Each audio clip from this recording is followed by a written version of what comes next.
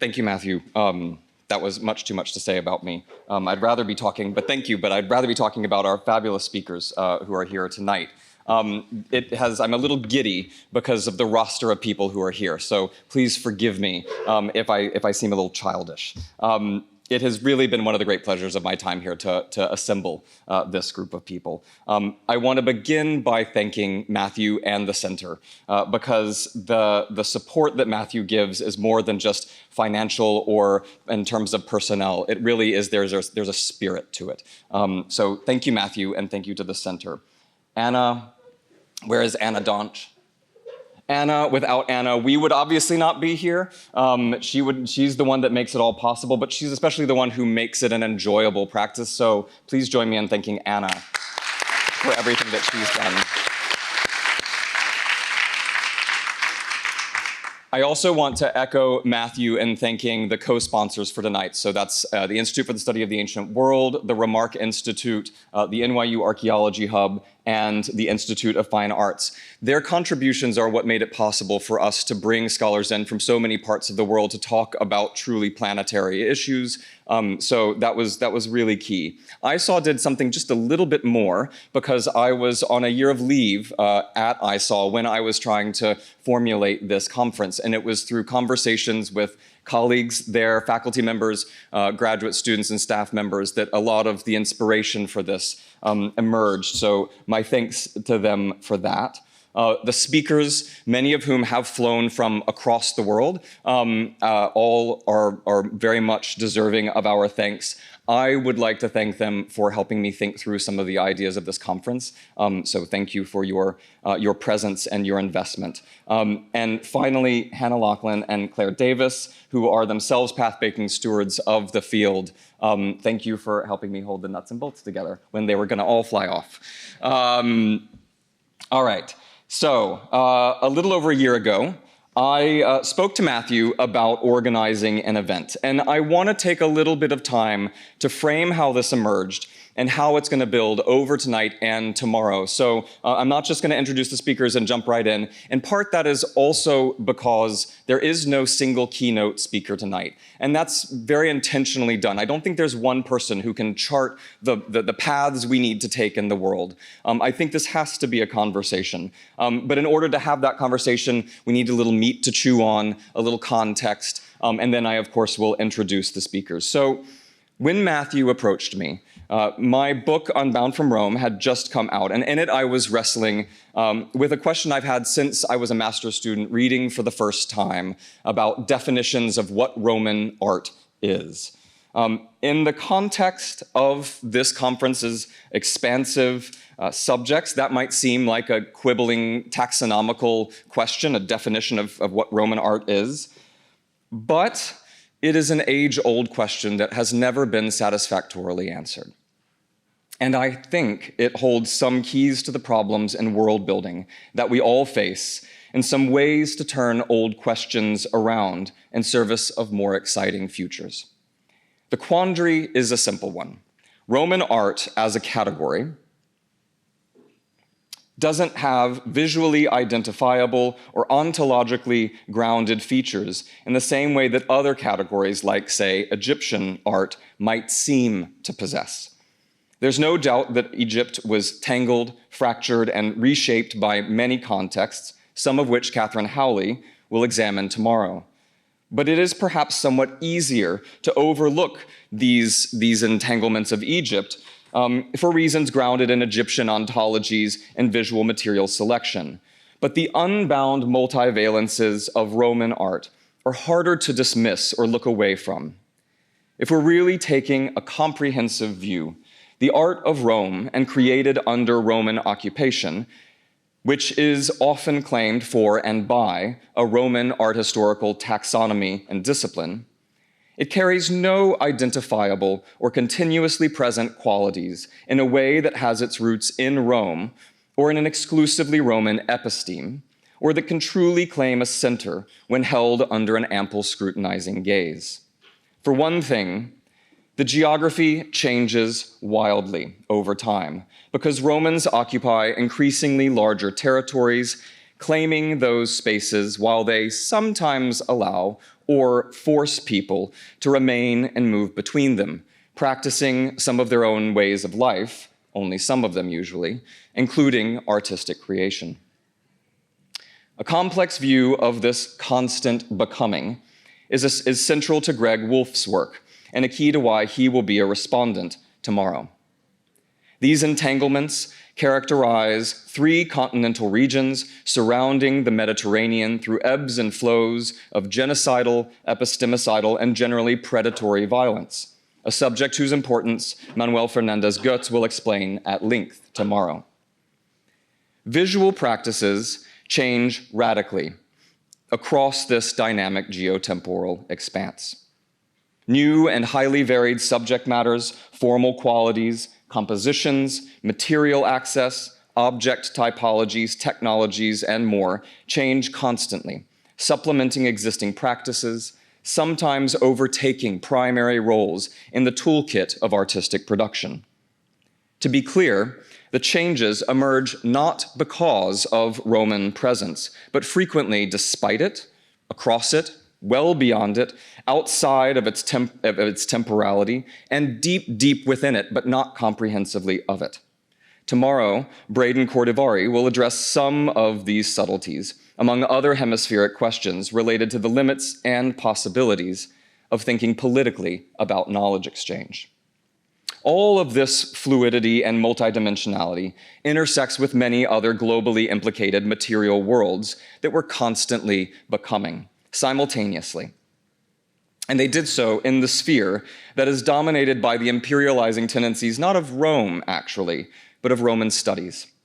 For example, differing religious practices that worked well beyond Roman control changed with the movements of the religions of Abraham, Zoroastrianism and Mithraism, Buddhism, Egyptian polytheism, Numidian, Semitic, Germanic, Punic, and dozens of other belief systems.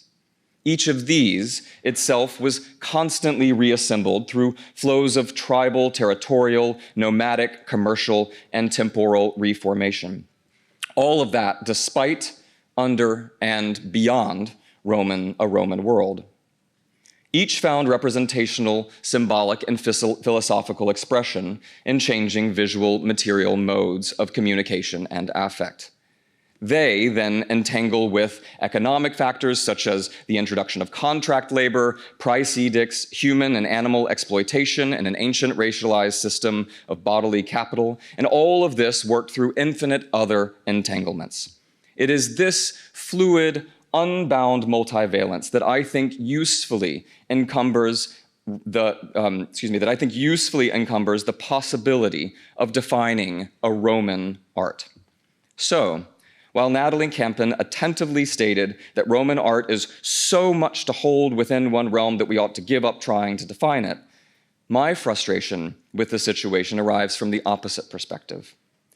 I think by recognizing the unending number and extent of the many connected and assembled qualities that we find in this work, we can recognize how our isolationist scholarly tendencies have limited our own work.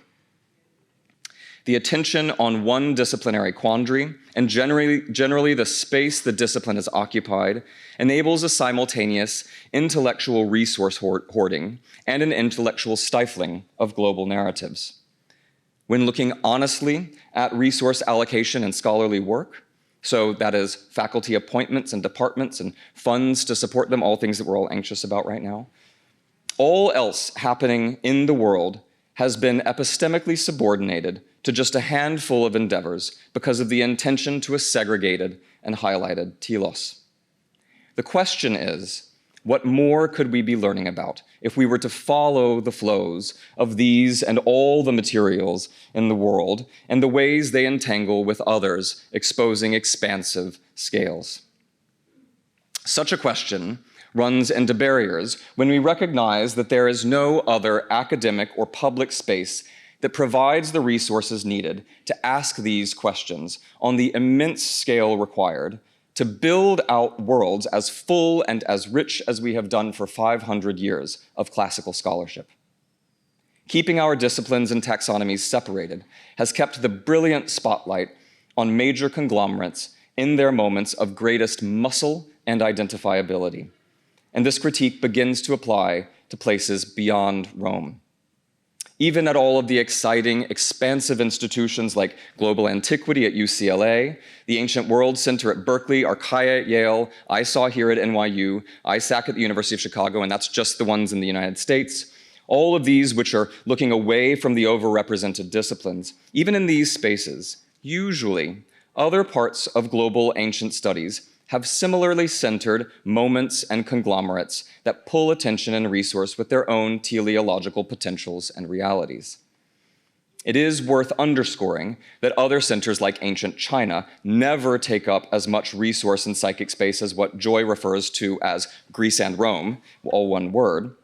Still, the phantom of intellectual supremacism lingers nonetheless. It's visible in the way that many recent and current conferences, one that was held just a few days ago, these conferences expand the ancient world by centering alternative narratives in Persian, Assyrian, Mauryan, Mayan, Chinese, and other empires, almost as though they need to build up foils to Greece and Rome. So, as so many institutions simultaneously, it is very exciting, simultaneously begin to seriously build out our global antiquities, this seems like the moment to ask ourselves what we are doing and to make sure we don't take big leaps into epistemological quicksand. Building away from the overrepresented histories of Greece and Rome is only part of the task, and one with its own risks. The speakers tonight and tomorrow all propose something more radical, that we write truly new stories, finding and seeing entanglements, however they form. On taking in their work, one gains a sense of how small our questions have been, how fractured we have made the world, and how much certain disciplines and geographies have hoarded and appropriated resources. The exploration of pottery, iron, and glass technologies in sub-Saharan Africa as a means to comprehend locally and regionally expansive definitions of invention. The examination of craftspeople and builders entangling sacro-creative practice across Decan landscapes in the first millennium CE. Traders, emissaries, and others moving across 3 continents as they altered crop cultivation and local lifeways. All of this is opening up immense epistemological possibilities. So too is the conceptualization of a heterarchic empire and its human material natural engagements across the enormous Central Asian steppe, the documentation of modern imperial intellectualisms that impose city life views on the ancient landscape while writing over the labor of local scholars. And so too is the study of anthropogenic changes to biospheres across island communities thousands of years before the present. These are the stories that Tunde Babalola, Subhashini Kaligotla, Suresh Kumar Muthukumaran, Laura Fabian, Rubina Raja, Laura Sanchez Morales, and our other speakers explore in their work beyond this conference, and which they will bring into conversation with Catherine, Greg, Manuel, and Braden. Critically examining these worlds and the innumerable others being written and to be written requires tools. These scholars harness highly complex anthropological, archaeological, scientific, computational, and sociological practices, often in huge collaborative clusters of tens, even hundreds of scholars sharing data on immense scales. These tools have not been provided on the same scale for these ways of seeing, as they have been for predominating disciplines. Faced with them tomorrow, retreat to the hegemonies of popular conglomerate histories, segregated worldviews, comparative analyses, and elite textual narratives will, I think, feel somewhat intellectually hollow. Maybe that's too severe. What I have found in reading all of our speakers' work is that at the end of it, I'm astounded by fields that are wide open with huge questions still to answer. Their questions will contribute more meaningfully to a future academy, to a public that wonders why we matter, to a world that is becoming isolationist as it refragments amidst violent antagonism and multi-scale global crises. We are fortunate today and tomorrow to have what I'm referring to as an all-keynote conference, There is not anyone speaking or responding who could not or should not head up a few days of scholarship in their own field, given the immensity of their ideas or their statures or both. The conference looks in their direction because their views expose the extraordinary possibility of the current moment, despite the insanity that surrounds us. That possibility, though, is precarious and will require guts from all of us if we're going to meet it. The cumulative past 30 years of critical ancient studies research, itself rooted in over 100 years of critical social scholarship and activism, have laid bare the epistemic violence that history writing has done and the need for work in telling expansive stories. Classics as a discipline, especially, has had a reckoning. For some, that has felt like an assault on tradition. For others, it has felt like a very limited worldview has opened onto a more vibrant and capacious past. In thinking about a conference meant to explore the possible views we gain, I was tempted to exclusively include vistas from beyond imperial and epistemological centers. I know that many of my colleagues think that that is the way forward, leaving privileged pasts behind. And I look forward to a full day of that tomorrow. But we also must learn from the mistakes of the disciplines that have put us in this position. Otherwise, we overlook the quicksand behind us, which also lies in front. We also live in a reality of selective inclusion by way of intellectual histories of overrepresentation, exclusion, and perpetual university structures. The speakers tonight wrestle with these dilemmas. For them, the question is no longer whether we want to maintain those structures.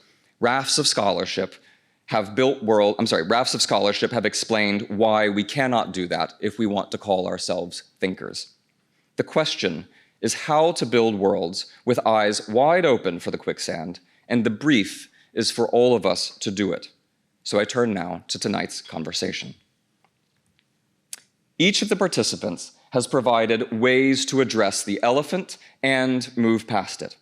All of them have centered a new paradigm of scholarship, and although their approaches and subject matters differ, some features are shared between them. Joe, Ollie, Joy, and Donnell all consider the meaningful flow of material life across the planetary ancient world. But in looking to the fluid machineries of world-making, they're not only concerned with interaction and the transformation of stuff across multi-scale differences, although that would be enough. They are equally concerned with the relational and creative natures of these movements.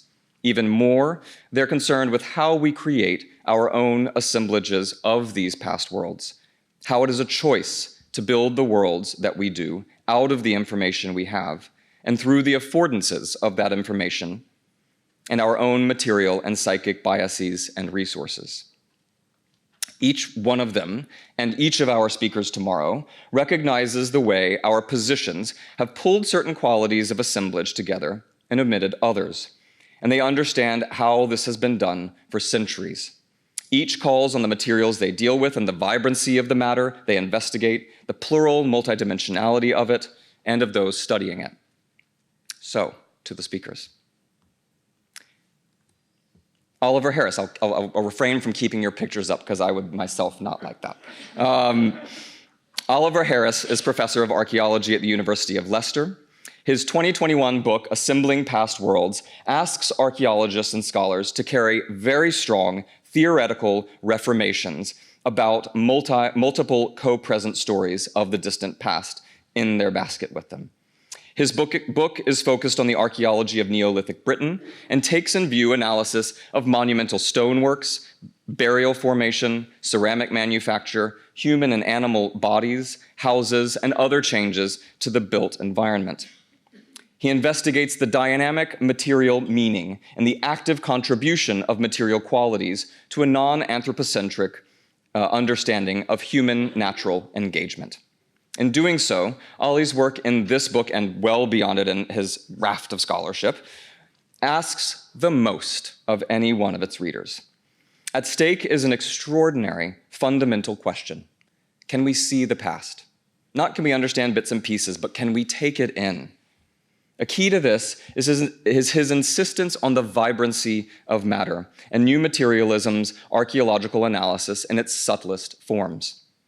He identifies useful approaches that balance two poles in scholarship. On the one end is a view that captures human material natural engagement and that demands an understanding of the constant becoming that we all experience as part of the human condition. At the other end is a recognition that the situational specificity of particular ways of understanding, for example, gender or living material, is both essential and recoverable if we apply the kind of analysis, this kind of new materialist analysis, with the historical social justice scaffolding of the past 40 years of critical studies. So, much of the theoretical and methodological work that Ali does is at the heart of what all of our speakers do. His vision provides a remarkable roadmap that is widely applicable and usefully comes from well outside of the more recent distant past that most of our speakers are dealing with. So he will be able to provide the sort of guardian view from the temporal edges. So that's Ali. I'm going to ask them to come up to the stage in a second, I promise. In January of this year, Josephine Crawley Quinn took up the professorship of ancient history at Cambridge University as the first woman to hold that position.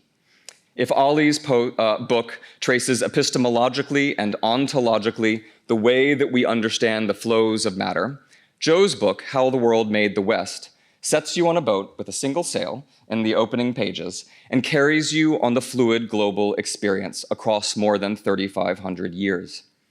The fluidity of the landscape that Jo carries us through is essential. Whether imagining horse and boat rides that carried copper from the Aegean and Baltic amber between Crete and the Carpathian Mountains in a network that also connected step bronze working technologies and Chinese domesticated millet, or settling down into spaces where alphabets or pigments or gold were imagined, mixed, and harvested. Whether one is engaging with mathematical intellectualism in South Asia or spatial intellectualism across African and Western Asian Islamic caliphates, whatever space she sets you in, each is animated by interactive becoming. The difficulty in reading Jo's book is that it is impossible to isolate and pin down a point, and that seems to be the point. Each chapter of her book introduces another feature, another material, natural human factor in the world's becoming in a way that does culminate and then passes into another space. What Jo asks her reader to engage with is the machinery of world making.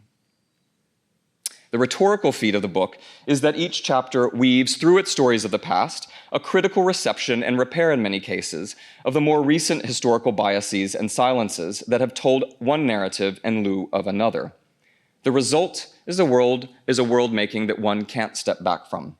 Jo's multidimensional storytelling provides a critical view of how the world made the world and the Euro-American possibility, which the Euro-American tradition so greedily then appropriated as its own limited story to tell about itself. So Jo provides one way to write worlds. Joy Connolly is president of the American Council of Learned Societies, and she's in the midst of writing a book provisionally titled Small Subject, All the World's Pasts. Stemming from her role as a public humanist and as the head of our many disciplines intellectual lighthouse, Joy's scholarship starts from a place of business. Business we need to attend to and business having been taken care of.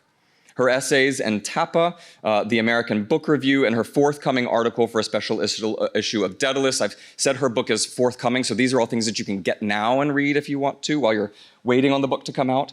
They begin in this business way.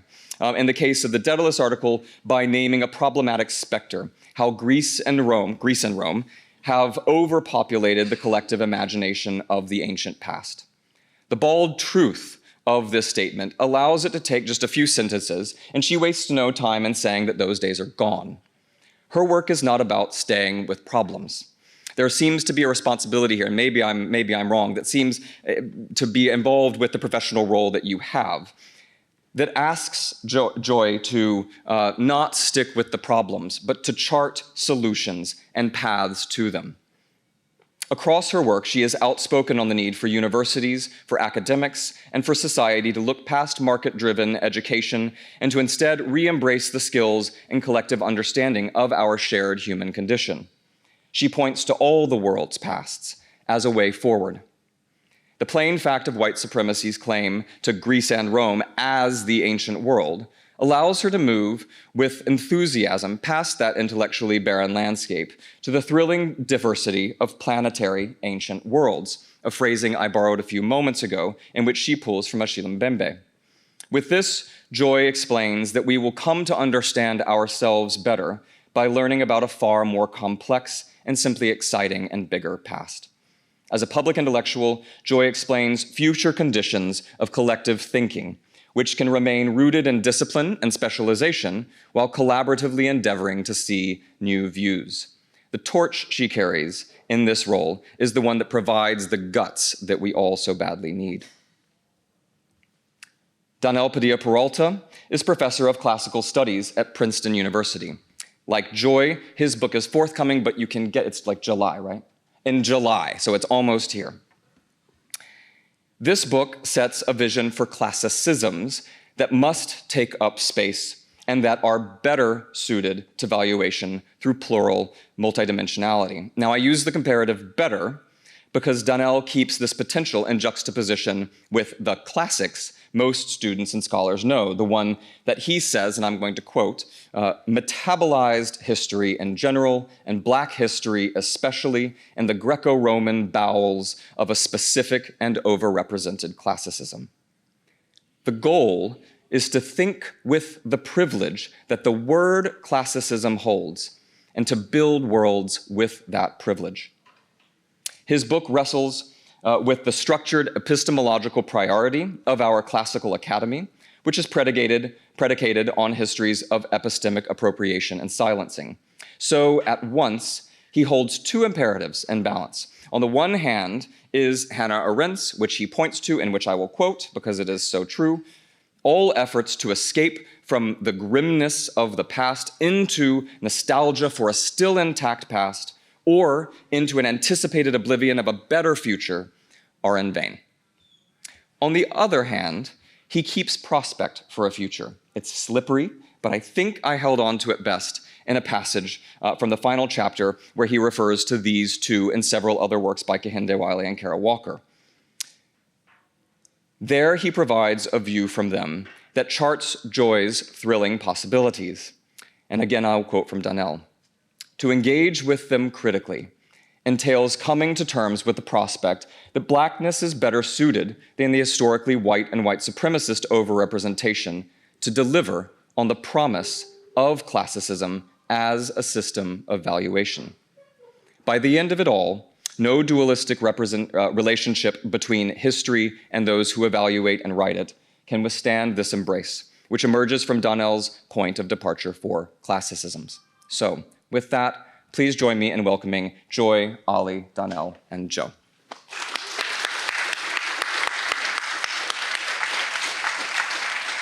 And please be careful stepping up onto the stage.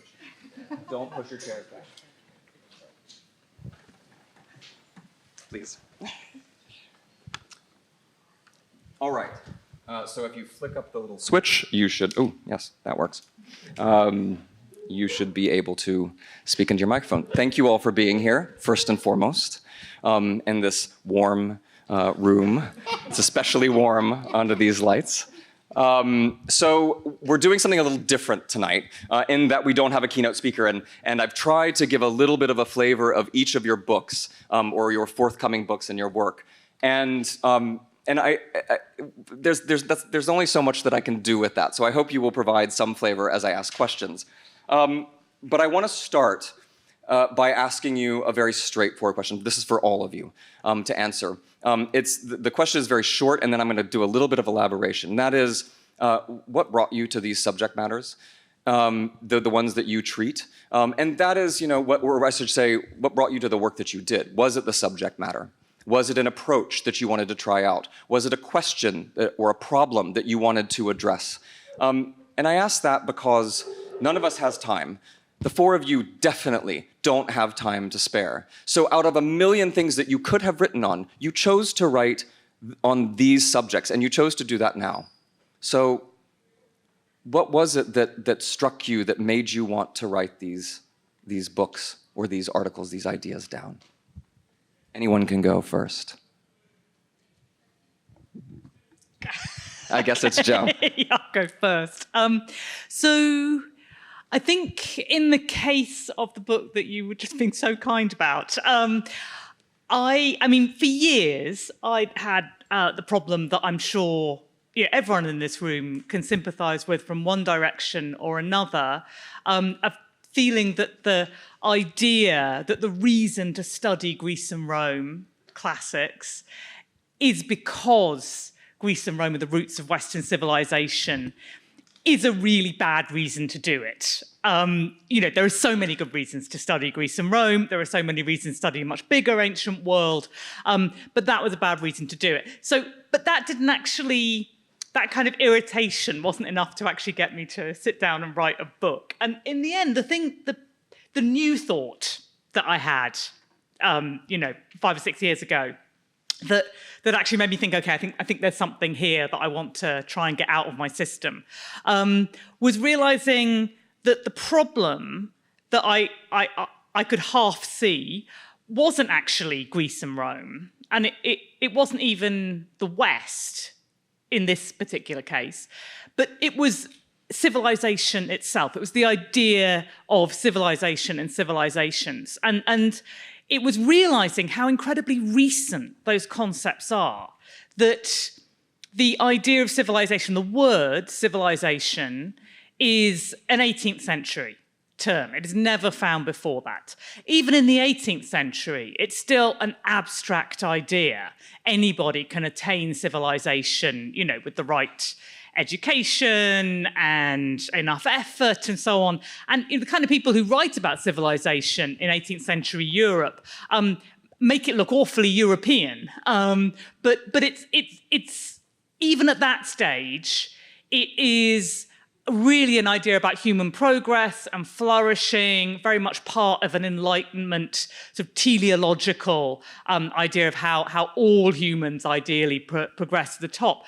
The really toxic thing happened in the 19th century, which was the invention of the idea of plural civilizations, of bounded cultural communities with their own histories, not just their own cultures, but their own histories, and in many cases, their own natural limitations. And of course, this was happening at exactly the same time as the idea of bounded biological human communities was being theorized with the invention of races.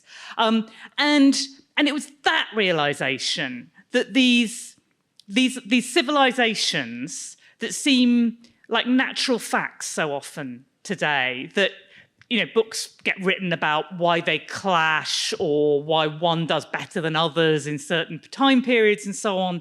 But I felt like nobody was really questioning the whole concept of civilizations, and I really wanted to do that. I wanted to show that doesn't work historically, that historical change, history itself, only happens when different people and places and ideas come into contact with each other. And so I wanted to write a history that wasn't only taking the focus away from civilizations and one particular civilization, but was also questioning questioning the idea of writing history itself based on people and places rather than the relations between them. And I think that, I suppose, is really where I feel like this intersects with what you were saying earlier, that I think one of the problems with the ways that we've all been trying to kind of make ancient studies bigger over the last few years is that relationality so easily gets lost. And if we actually start from the relations rather than from the people and places, then I think we get a lot further. That sounds remarkably, given the timescale and period that you're working on, that sounds like it has quite a lot in common, Ali, with what you're doing. Yeah, definitely. It's really interesting to hear you pitch it that way, about relations as the starting point rather than the end point. I suppose for me, it's really interesting to think about why you wrote a particular book. And in some senses, I've behind the curtain, John let us know these were the sort of questions he'd been asking. So I have been thinking about this over the last few days. Long plane rides, not very good films. And so trying to think about what it was that led you to that point. And part of it, I think, for me remains a kind of deep dissatisfaction with the kinds of worlds that archaeologists have written about. And that's the background I come out of, which tend to replicate the same thing over and over again rather than really getting at something different. And so for me, we needed quite a different starting point if we weren't going to just tell a different version of the same narrative. Maybe someone else has the power, or one other site is going to play a key role, or we'll move the dates about, or what have you. But the narratives actually kind of repeat, and don't create something new. So for me, I was desperately trying to find ways of thinking that opened up my own way of thinking into the world that would let me see the past differently. And starting with relations, starting in the in-between, in the middle of things, I think is a really powerful way to do that, rather than starting with people and things or with places, but start in those connections that flow between them, in those things that emerge. And so the other thing that really struck me in some ways is that as much as I wrote the book also wrote me. And part of writing the book was actually figuring out a lot of these answers. I'm not someone who comes in with a kind of, there's a kind of rough plan, obviously, but most of the examples in my book, when I'm exploring how monuments in Neolithic Britain that were built 5,000 years ago were powerful entities in their own right, not symbols of power or metaphors for power or built by powerful people, but actually were power themselves.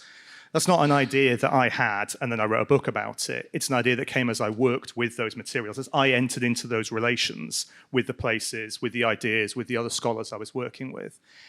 And so in many ways, like, as much as this question of why did I write the book, it's like, why did the book write me in the way that it did? And then the possibilities that creates for further thinking and the question it raises. And that's the really exciting thing. Time to write is so precious, because it's the bit where you get to do the thing that opens up everything else, and all those vistas come into focus in a really interesting and exciting way, I think. Yeah. So I thank you all for being here, and thank you also, John, for including me in the group, even though my book, as you said, is in progress. So I appreciate that. Because the reason it's not done is really the reason I need to do it. And that, it's really bound up together. As you said, I absolutely see this book that I'm working on, All the World's Pasts, as intimately bound up. I mean, I couldn't have written it really without the last 5 years of experience at the American Council of Learned Societies, at ACLS, funding scholars across the humanities and social sciences and talking to people about the challenges they're facing. So really the one sentence or one phrase answer to your question is, over the last 15 years, we've seen in this country an over 25% drop in enrollments in the humanities across the country, right? Across in every institution. And it's as though it's a little bit like that, if you've seen the Marvel movie, which I know you must have seen at least on planes, like walking by other people's seats, even if you didn't watch it yourself. There's a scene where, in one of them, one of the very long ones, aren't they all, where people start melting and blowing away. And I often feel that that's kind of the world we're in. We're actually in it right now today because, as you probably know, NEH grants started being canceled last night. And all around the country, thousands of scholars and state humanities councils are without funding as of today from the NEH because of DOGE going in, starting last Wednesday, a week ago Wednesday, and beginning, when they went into the systems on Monday night, and this is now happening. And it's not going to be reversible for the next couple of years, probably, at least, and maybe never. We're really seeing a historic shift. So 25% drop in enrollments, to me, is why people aren't shouting about what DOGE is doing right now. We don't have the constituency. People don't care like they used to. And as I said, looking at the kind of the landscape of the humanities and social sciences at ACLS over the last 5 years, as you said, John, specialization equals now isolation, and that the effect, I think, after 2 generations of hyper-specialization and the professionalization of scholarship and the creation of a reward system that, because the outcomes are good, and specialized knowledge is a good. And this is the problem, because the pull of that good has, because it's the coin of the reward system, has pulled us away, pulled us down deeper and narrower, and pulled us away from the kinds of broad and accessible problems, actually, and research that animate people outside the academy, or even people within the academy who aren't in our small specialized departments. So just a couple more thoughts. My thinking along these lines is captured in a phrase. My colleagues are now going crazy because I keep saying it, but I think it's really important to keep saying. We really have become strangers to the people we seek to serve. There are so many people in this world who love the ancient worlds. They really are in love with the Vikings, or in love with ancient Chinese myth, or in love with South Asian myth, or in love with Gladiator 2, what have you. These are our people. We don't do scholarship, or we shouldn't do scholarship, as Fichte said 200 years ago. To whom do we owe? Not just to ourselves. We have a broader, deeper obligation. So that's really, I think, my sense of urgency. We have to seize this moment, and we have to be driven, I think, by another thing. I find myself thinking every single day, what kind of keeps me up, even when I'm very worried about contemporary developments, like what's happening this week. And at the end of the day, scholarship really is an act of love. It is an act of love for humanity, an act of love for the world, and the way we build that world right now really seems incumbent on us, morally, intellectually, epistemologically, to build a world that blows away all the barriers that Doge and the Trump administration and many forces for evil in this world are trying to build. We can help tear them down with the worlds that we build together. And that's why I've been so inspired listening to my colleagues, because they're doing, I am kind of a little too much caught up in the business side, but I love this perch, and I know we need to do the work, but I'm so inspired and carried forward by the amazing work, represented that you're seeing in front of you, and that many of you in the audience also represent. So thank you for that work. But it is about building a better world for not just us. Donnell, that leaves you. Does leave me. So I too feel enormously inspired by my co-panelists and by the presence of all of you in the room. And I am very grateful to John for the invitation to join this panel. I should start by saying that I'm spectacularly bad at grieving. And so in the early stages of the pandemic, when we were all shut up inside our homes, I had a lot of time, as we all did, to reflect on loss. And I had been thinking about loss and the epistemic destruction associated with specific kinds of loss in the years leading up to the pandemic. But it was in the early stages of the pandemic that it suddenly hit home for me in a very jarring way, how irreversible some kinds of losses could be. So this was one catalyst for the book project, but I should now bring into the conversation a couple of other catalysts that proved to be decisive in orientating me to the vision of a more responsible approach to the ancient past and to the ancient past in the plural that we are coming here to reimagine together. So when I was in grad school, my father, who passed away in 2018, spent a lot of time trying to convince me to return to the Dominican Republic, which is where I was born and where I spent the first few years of my life. And at one point, in the midst of a back and forth with him about why I should head back to Santo Domingo, he said to me that it would be important for me to head back to the Dominican Republic because nos hacen falta esos entendimientos. We're lacking, or we don't have those knowledges, the knowledges that he saw as residing in my own training and as derivative from my education in the ancient worlds. So I thought about this for a while, and it occurred to me that this was absurd. So for one, my father's fixation on what he perceived as a deficit seemed to me to obscure the abundant evidence from the Dominican Republic and from the Hispanophone Caribbean more generally of sustained entanglements and engagements with the ancient world.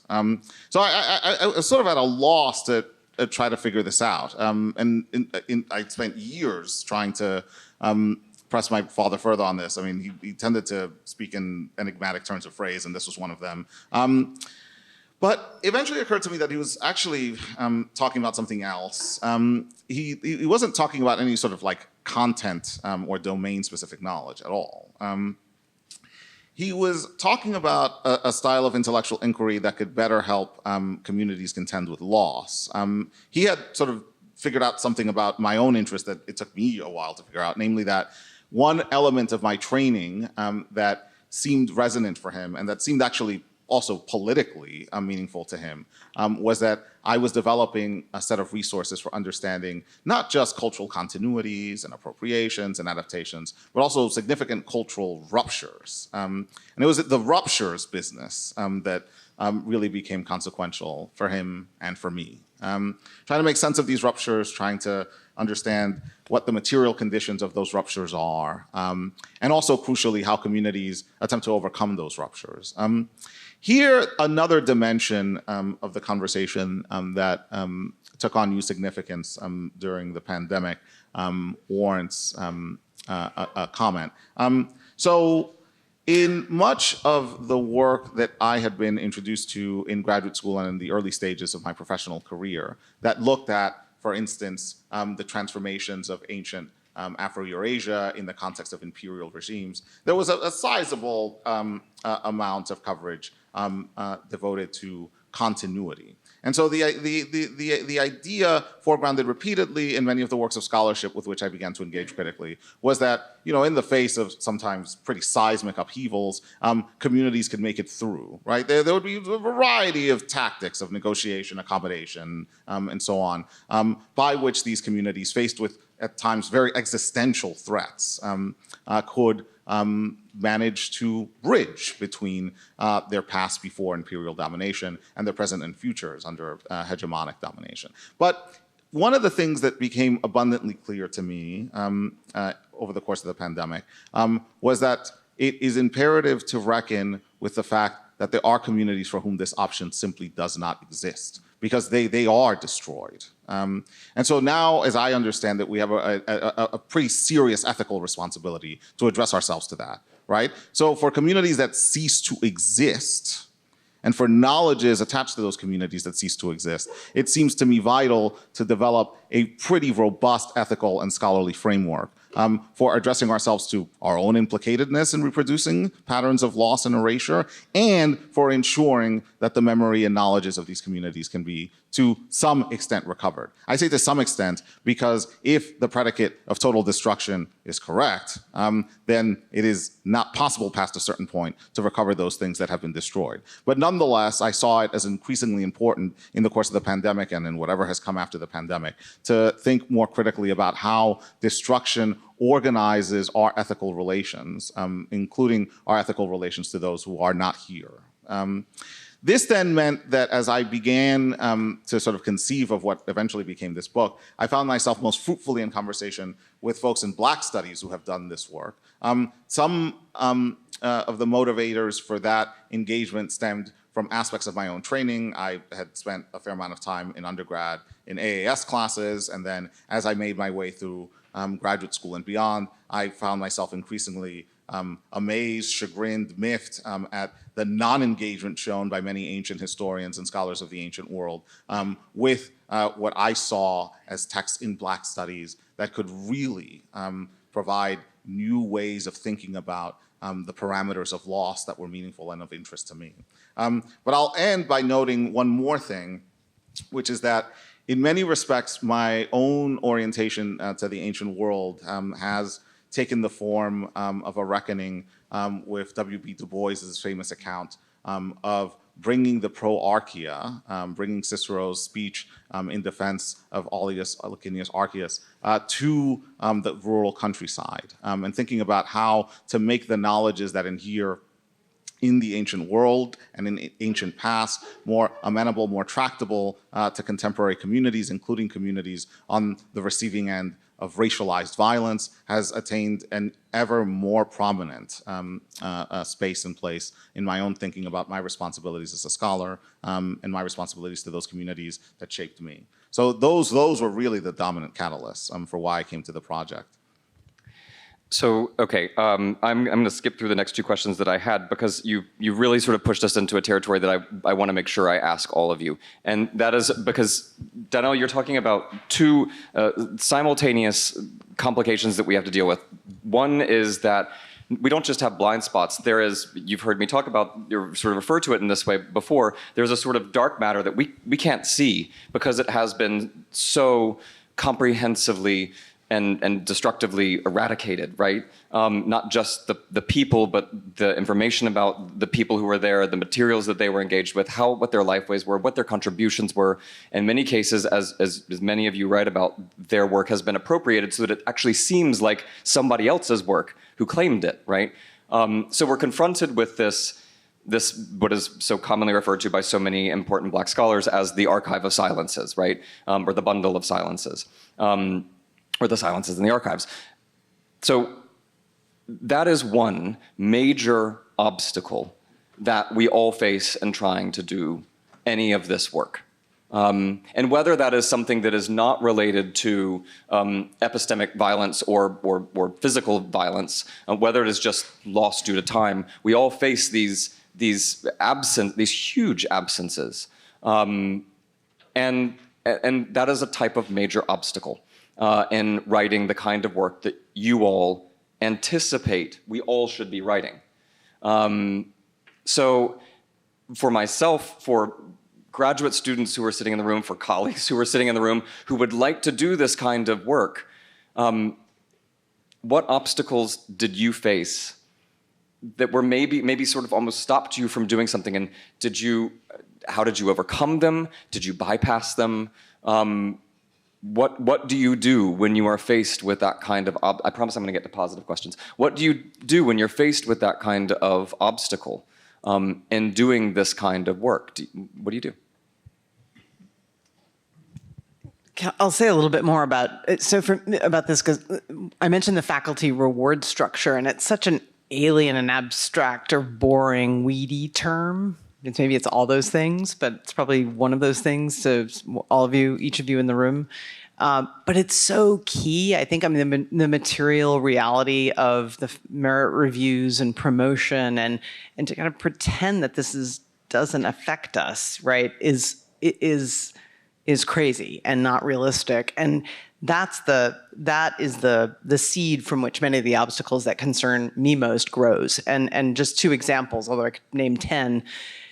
One is collaboration. It's so difficult to collaborate in the academy for humanists in particular. Social scientists too, though, although social scientists have figured out and scientists have mapped a path that works, and so there's no reason humanists can't follow and change the system. And this frustrates me the most because we can change this. This is within our power to change. It has nothing to do with. Has something to do, but the obstacles that stand in our way of changing this are fixable. They have to do with persuasion. They have to do with presenting different modes of achievement as valuable to trustees and administrators and accreditation agencies and standard makers. And that sounds like a lot, and it is, but it's eminently doable. We just choose not to do it. And so the second thing I'll point to is the power of the competitive fragmentation and the power of hierarchy and the clumping of resources at the top of the system. It's really difficult to change the rules of a system when the people who are setting the rules have won and have all the money and have all the resources, and whose values tend to trickle down to the less resourced in the system. So a really concrete example, when I often when I travel around or talk to scholars who work at regional comprehensive public institutions or not, non-flagship state institutions, precisely because for bad reasons, they're underfunded and they don't have enough support, they tend to teach, interdisciplinarily, they tend to teach really broad classes, they deal with students, from all kinds of disciplines and often with, no interest or training in the humanistic inquiry. And they have amazing ideas that they literally cannot get heard. They just can't. And I'll just leave you with this. I was talking with a faculty member at the University of Central Arkansas who had published a bunch of books, and I was having dinner with him and some colleagues. This is right before the pandemic in Arkansas, and I asked him if he was, if he was going to stay. I mean, I said this in a nice way. I'm just trying to tell the story briefly. But I was like, I essentially said, "Are you planning to stay here or move on?" Because so many people talk about publishing their way up, right? And he laughed and he said, "Joy, my PhD was from Auburn. My books are not published by Cambridge or Princeton. I'm happy to be here because I believe in serving these students in this community, but get real because the hierarchies are real, really real." And I look at the lists, right, of all the institutions we all work at. He's not wrong. So another thing we can fix, it's eminently fixable. Pay attention to the wisdom of the people who are actually doing the work and thinking, practiced in collaboration and thinking across borders. So I think, picking up on that, I think one of the biggest obstacles to this kind of conversation is the disciplines themselves. And I don't just mean classics, I mean all of them. The fact that universities are organised into disciplines, not all of them, but most of them, most of the time, is another of these pure sort of historical accidents. And in a way, it's what went wrong, I think, with classics, is that, in 1800, classics is certainly the only humanities degree. It's in, the few universities that have degrees, it's often the only degree. And it isn't just ancient.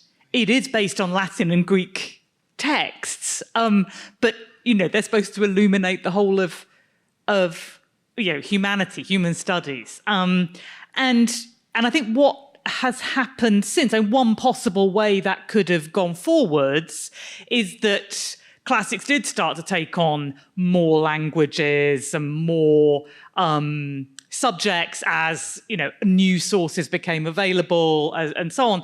But it didn't. Instead, really quite by chance, in the 1830s, a few universities started setting up departments in other things, in history and modern languages, English. It varies by country. But when that happened, classics got sort of boxed further and further in between, history and what was then usually called Oriental studies and modern languages here.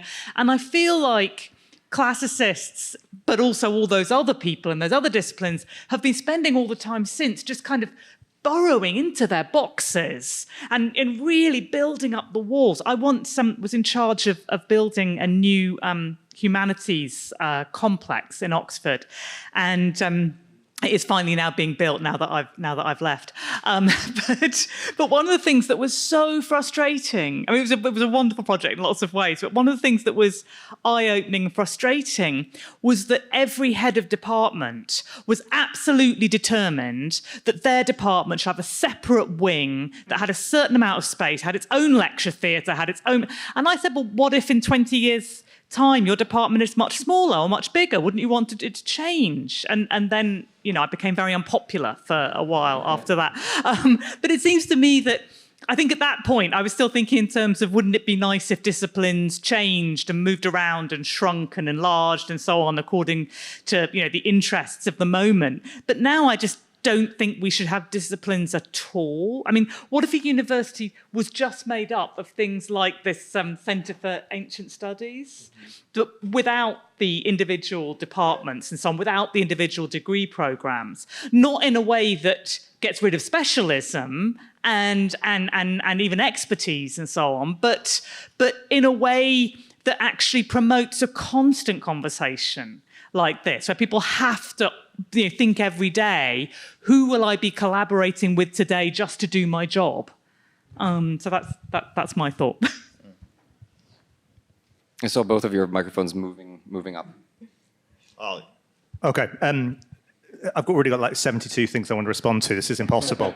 Could it just talk for hours? Really, really interesting stuff. I think I'm a massive fan of collaborative work. Most of my work is done collaboratively, which is just fabulous. And it's brilliant for a whole series of reasons. One is that you get to work with people who are much cleverer than you, which makes writing and coming up with ideas much easier. So I'm a massive fan of it for that reason. Also, I think it provides you with such a check on your own perspective, and particularly for someone who's, what my colleague Rachel would call the model of a majoritarian subject. Having so many of your own kind of perspectives checked is really critical. And I was thinking when Joy was talking earlier about the public interest in our subjects and our need to talk to different communities, so much of that is dependent on the specifics of the ethical relationship. I encounter communities all the time where I see my ethical relationships very much to challenge the way that they perceive of the past. In a place like Britain, in the ancient past, when you're talking about the Stone Age or the Vikings, which I've worked in a little bit, you're encountering narratives that I think are deeply problematic, and that, although they're very popular with the public, actually the question is, how do we find a way of communicating the kind of disaggregated, fractured relational pasts that we're writing about to people who want to think about a civilizational model, who position their inheritance as part of that civilizational model. And finding that way of writing is really critical. So I think there's that. Our relationship with our colleagues and our relationships with the public can be really powerful, but it's so much about also thinking about your own perspective on those relationships with people, and collaborative working has been really useful for me. The other thing I'd just say is I don't know how much it's about disciplines for me so much as it is about problems. And I often think the real issue is we're trying sometimes to solve old problems, and if the problems are badly posed, they're just going to create crap solutions, basically. And we keep trying to come up with something new and returning to the same old narratives. In the periods of deep time in Europe that I work in and Manuel works in, we see a kind of return to narratives of sweeping hordes crossing across the plains of Europe driven by ancient DNA studies. And the problem with that isn't ancient DNA or the people doing it, it's that the problem is badly posed. And it's always going to result then in these narratives that essentialize things like ethnic identities into the deep past when they're completely inappropriate. So the way to address it, to go back to your question, John, like how do we deal with this? I think for me, it's kind of seeking the power to set our own problems. And that might be by stepping outside of disciplinary boundaries or having different kinds of institutions. But for me, that's the really critical moment, because once we've got new problems, that's how we can find new solutions and new ways of writing about these pasts. So I'm a good little materialist, so I'm going to talk about political economy. So there's a twofold problem that I've seen my collaborators and comrades in struggle confront in recent years. So on the one hand, at the most well-resourced institutions, from which many of us hail, there is a shocking degree of inattention or outright unwillingness and indifference to engage. The sheer fact of what our resource hoarding institutionally has made possible, right? So to clarify this, I should take a step back and talk about a teaching moment. I for many years, in connection with Teagle Foundation funded initiative, I've been teaching high schoolers in the summers. And for a bunch of years that took the form of a seminar on freedom and citizenship that was taught at Columbia University. And for one of the final sessions in that class with the high schoolers enrolled, we would look at these passages from Aristotle Politics, Book 8, on the importance of leisure to the pursuit of certain educational goods like music.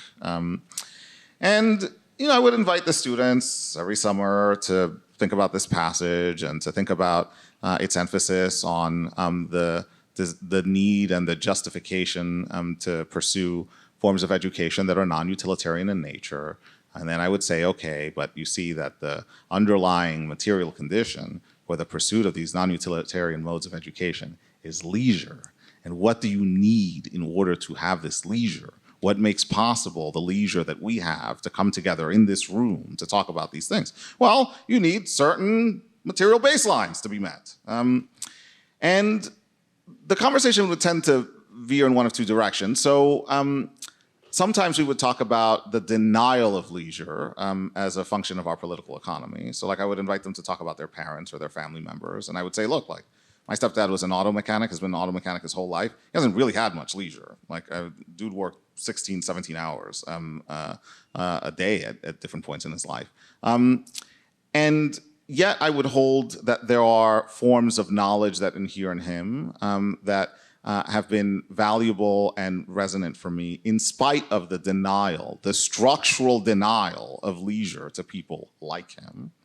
At the same time, though, I would also want to foreground the necessity of making leisure available as a condition for genuine flourishing. Without leisure, can't flourish civically, period. And so now what I find myself in conversations with colleagues about is the political economy that underpins the university enterprise as university enterprise. And what I find so curious about my institution and others like it is that there is simultaneously this intensifying commitment to doubling down on resource hoarding as a principle for the production of knowledge, right? We gotta identify the best and the brightest, and we gotta bring them to our place, and you know, to some degree, this leads to goods of a certain kind, and at the same time, there's like a sort of lack of a clear and richly articulated political critique that would enable everyone to recognize that this is not the way forward, that we cannot continue in this way. And we can't continue in this way, partly for the reasons that Joy and others have already flagged, which is that there's like pretty serious public mistrust of institutions. And we can't continue in this way because the knowledge outputs that arise from our institutions are both inadequate to the full spectrum of knowledges that our communities have and incommensurate with the possibilities for political liberation that might arise if only we were committed to meaningful material redistribution of assets, right?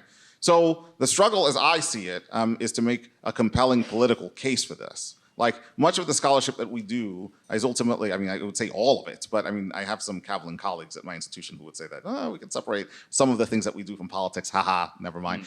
But I would say that all of our scholarship is inseparable from the material conditions that deprive many of leisure and afford some people leisure. And that until we contend with that seriously, we have failed. I mean, there's no other real way of putting it. And until we contend with it seriously, we will have disciplines and types of knowledge production that respond exactly to the types of structural deprivation that we see manifesting on a daily basis.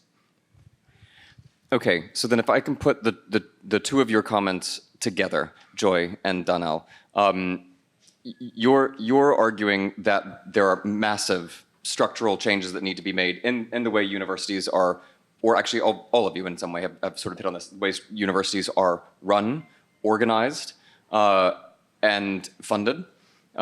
In order for us to, for people to be able to imagine a very different, so just sticking with the theme of the conference a little bit, a very different world, an ancient or distant past world, such that we can think in big ways about who we are and how we engage as humans with the rest of the world, hopefully not in a way that is just foregrounding our humanity. We need to make those changes, and yet we also have to advocate in big ways for them, which requires not only speaking to people who are leaders of institutions, but also that communicates the value of that beyond these small rooms, not just but the small rooms that we inevitably really end up speaking mostly to. So any bright ideas? I think, whoops, turning myself. It's always something Freudian and like turning on and off your voice on these things. But yes, I mean, we need to do something bold, and and so that is why I've been very, on the one hand, admiring and grateful to those scholars who have gone through the painful and slow work of expanding their department name, to rename classics or Greek and Roman studies into ancient Mediterranean or ancient Mediterranean Near Eastern. Like, it's the right idea, but it's incremental and it's too small and it takes forever. It's not the right expenditure of energy. And I say that with respect to the people who have done this because I know how hard it is. But the bold move is where we need to go now. And so the formation of alliances and coalitions with scholars in the ancient Americas, or pre-modern, I'll say. We can talk about that. That's a sticky question, pre-modern, ancient, South Asia, East Asia, Africa, Oceania. I mean, this is the only way I see to redress the overrepresentation and underrepresentation that all of us up here are concerned with, and to grab the imagination of all kinds of people, administrators to members of the public, and say, this, to your point about these bad narratives, these inheritance narratives, they ain't what you think, for one thing. We have a more exciting truth to tell you.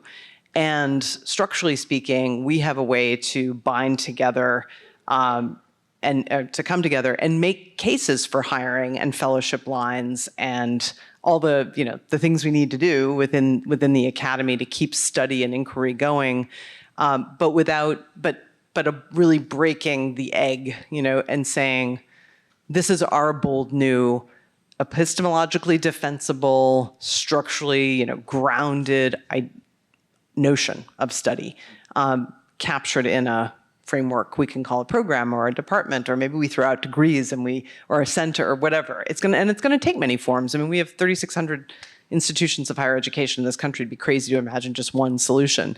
But I think that's the ancient studies discipline / departmental or some kind of institutional formation in each school is where we need to go. I mean, one of the things we need to do. So starting internally with the people who are already there to break it apart. Yeah, and that's hard enough if you try to talk with, I mean, that's what you're doing here, which is so brilliant. Just had a faculty meeting today. Yeah. I mean, I think in the UK, outside of a handful of institutions, we're about to see a radical transformation of the university landscape involving the closure of multiple universities as well as departments. So I think what the future looks like in the UK is going to be completely different in a decade's time from where it is now. And most of the people employed in these fields won't be. That's the reality. And there won't be new jobs, and there won't be people doing this work in the same numbers there are now outside of a handful of institutions. So in some senses, the challenge then becomes quite different because the clock is ticking. And I don't mean the clock to kind of save things. I think that ship is sailed, and it's certainly not within the power of the academics in question to really make that change. I think it's to reach out to the students that we have now and the ones we'll have over that period of time to try and leave a legacy about the kinds of ways we can think about the world that is different, that is opening their eyes, that shows the relevance of thinking about our subjects for today and tomorrow and for the challenges they face, and thinking about how thinking like someone who studies the past, like an archaeologist, as I would say, offers you a kind of opportunity to reimagine your engagement with the world and the way you can face up to problems as variable as climate crisis or violence or anything like that, the problems that we face increasingly, to try and leave that kind of remains, because I don't think we'll have a meaningful opportunity to teach large numbers of students in the way that we've had over the last 30 or 40 years in the same way again. So there's kind of I think that's the challenge, at least the way I see it for me, coming from that perspective. So John referred earlier to the attempt of my book to hold two competing thoughts, like sometimes quite explicitly warring thoughts, in balance and in tension with each other. So I'm gonna put out two thoughts, informed by Ollie's comments about how likely it is that in the UK side, and I should also note the US side, higher ed in about a decade is going to look very different.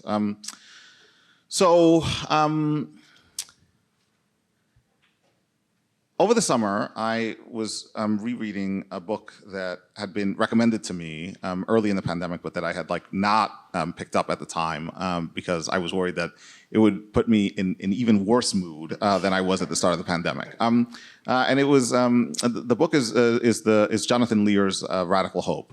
So Lear is a philosopher at Chicago, and Radical Hope focuses on the great Crow Nation chief, Plenty Coups, and on Plenty Coups' effort over several decades to hold in tension and hold close two postulates about his people. On the one hand, everything that they knew and cared for came to an end. When the buffalo left, the hearts of my people sank. On the other hand, even in the face of overwhelming loss, there was value to remaining orientated towards the good.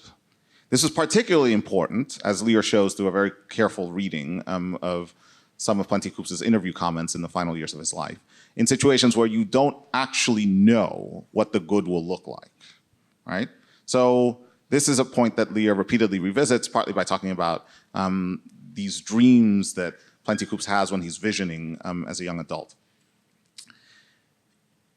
What I see now as important is to try to figure out what the good will look like on the other side of the chasm. And I have to be upfront with you and say that there are many of us who are not going to make it to the great beyond, to quote from Westworld.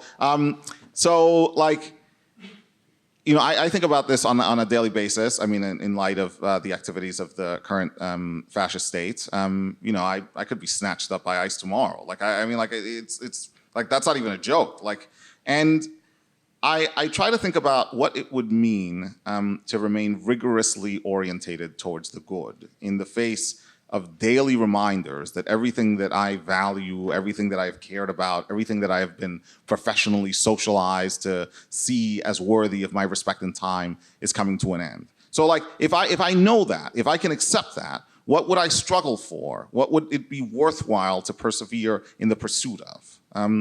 And I see the work of reimagining antiquities and reimagining our obligations to the past as a good worth striving for. I have no idea whether that is going to continue to proceed in a university structure or whether it's going to have to proceed in a host of contexts beyond the university. I sense, as I'm sure many of you do, that the university in the forms that have been legible to us is no more, or not quite what it was even 10 years ago, and that we're all at the precipice. But I would like to hold out to you that some part of this involves an interior reckoning with what you do and what you remain committed to in the face of the staggering awareness that something is coming to an end. Now, on a more pragmatic level, since this will seem both dour and also to some degree more like a kind of protreptic than actual suggestions for things to do, I would say that the work that I see as most valuable involves talking to other people outside the university. So one of the exercises that I became very fond of during the pandemic, and then on the other side of the pandemic, is an exercise for a course I teach every few years on citizenship and on the history of citizenship, where I would ask students in the class every week to talk about the readings with someone who was not in the class, and preferably with someone who was not at their institution. And usually this meant during the pandemic that people were talking about the readings with their families. On the other side of the pandemic, this usually meant that they were talking to students, at other institutions, or friends that they had from other walks of life, in addition to family members and the like. And the motivation for that, as I saw it, was to get them into the habit of taking what they were encountering in the classroom and moving out from the classroom, and in the process decomposing the boundary between the classroom and the wider world. I'm not a huge fan of claims that there's a kind of partition separating the classroom from the wider world, but I want students to understand that this is this is a material feature of their lives, and that if they want to think rigorously about how to make their knowledges purposeful, they should start by being servicial and by talking about the text that they're encountering and learning from with people who are not within university settings at all. And that to me seems the kind of work that is imperative at this moment. Like, if we're gonna make a case for what it is that we do, we gotta start, like, we have to keep talking to people. I say this as someone who, like, has a real aversion to being out, like, in the world talking. Like, I love time by myself. Like, I got into this humanities stuff because I really just wanted more time to read by myself. Like, straight up, like, one of the major drivers of my investment in Greek and Latin as a teenager and young adult was that I really just wanted to read these texts by myself. But like that brings you into the disciplinarity that has come to be called classics. But for it to survive in any way that is cognizable to us, we will have to talk to other people. And we'll have to talk about these texts and the artifactual worlds that produce these formations that we write about and theorize about. And we have to make it meaningful, even though, and this goes back to the earlier point I made about my dad's comment regarding the sort of lack of entendimientos, these life worlds are already meaningful to the people we encounter. The key is to heighten their attention and sensitivity to this. That's the work, as I see it. So, I mean, I don't think I really have a lot to add on this, the brilliant things that have been said here. I think just the really easy answer to the question, how do we get to those bigger audiences beyond the university and talk to people? Podcasts. I mean, podcasts get conversations. I don't mean the kind of podcast where somebody just sort of chats. I mean podcasts of actual conversations are spectacularly popular. Hundreds of thousands of hits on a real conversation. And things about antiquity are really, really popular. People love to. I can't personally imagine why. I'm just not. I think I'm just not a visual person, or not even really an audio. I basically just like to read books. But a lot of people out there, it turns out, really like to listen to things, and turns out they like them even better if they can see the people talking at the same time. So I think that is just a really simple and easy answer to how we kind of press any cause to do with studying antiquity. Is to get out there and bypass all the kind of meetings of hundreds of people and thousands of people and go straight to the hundreds of thousands. But the other thing, I think the thing I want to say, though, or ask about is, do we want to be doing this at all? And I say that not in a critical way, but in a questioning way, which is that I'm not sure it's even possible to delineate an ancient studies area because it's always about ourselves as well. The politics is always there, every decision that we make. That's one reason, is it's never all about antiquity. I think another reason we might just want to kind of wonder about this project is how much we always end up writing about the non-ancient. And in particular, I'm thinking about Darnell's classicisms here, and how much of that idea is not about foregrounding antiquity, but foregrounding a kind of continual past and building on heritage, if that's not a kind of to misrepresent it. And that's clearly part of the thing we all want to do, but it's not distinctively ancient, I suppose. And then there are the problems of what actually is ancient in terms of period. There are all sorts of elegant solutions to that, including Joy's. And there is, I think, the problem of human-centeredness. It's always ancient to us in some way. But, since I was reading Ollie's book on the plane, I keep thinking about what is ancient to a tree You know, it's actually not nearly as ancient as things are to us, presumably, but it can still be very separate from it. And so this is not to try and undermine the whole of this meeting, just right at the start here. But I do wonder if we just need to keep asking ourselves why. What is it we're doing? Why are we doing it? Are we doing it in a kind of holistic way as a thing, or are we doing it as a series of movements and conversations and ideas that can come in and out of that ancient space? I wanted to say assemblage, but...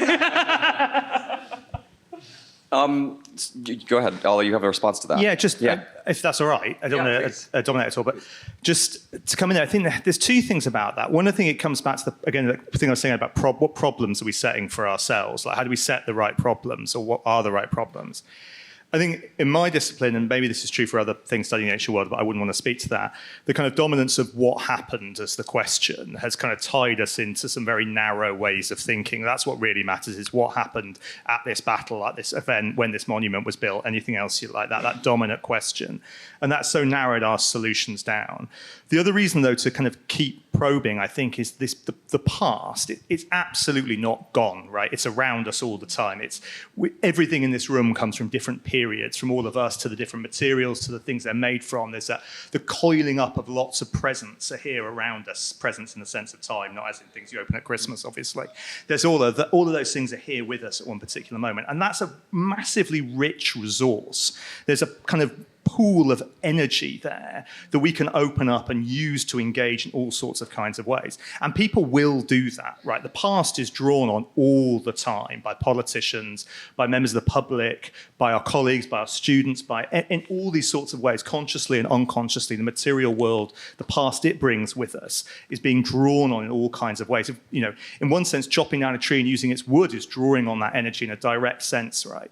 So if we don't engage with what we can do positively with that energy, affirmatively creating other kinds of worlds, it's going to be deployed by other people in other kinds of ways. And so there's also a duty there to maintain that conversation, to kind of focus the skills that people have developed over decades in working with that creatively to kind of make space for other ways of thinking and other ways of being. And because that energy will be put to use. And so in some senses, I think we have a responsibility to continue to work with it ourselves. Can I? Yeah, you're making me think, Ollie, of a couple of different things. One, you mentioned my debt to Chilma Bembe and his thinking about the African archive as especially valuable and, I mean, indispensable because of its pre-capital, its embedment in a pre-capitalist world, and the resources it offers us for thinking through or past or around or over the structures that constrain us and help us and open up really a new way of thinking too. And the second idea of the relationship of humans and as you work on the material world around them and earth, and you mentioned trees and so when I think about a project actually an undergraduate student of mine here years ago got interested in, and I remember dismissing it, and I feel very ashamed of that moment. But I didn't know what to do with it. And it was a student who was interested in ideas about, and this has really come back to in interesting ways in American politics and world politics, the idea of a lake or a mountain and its subjectivity. And now, as we know, in places like New Zealand, there are bodies of water and mountains that have legal personhood. And that's happening in the US too, largely driven by native indigenous movements, people saying where we live, literally, the soil, the water, it has subjectivity, and it should have legal personhood. And the student I was teaching in this undergraduate seminar here read Ovid, I think, and said, this is really cool. There are like nymphs and there are things that embody trees and water. And I thought, this is kind of a crazy comparison. I don't know what to do with this. And I said what people do. This is too big. This is too broad. This is, you got to pick your topic, you know.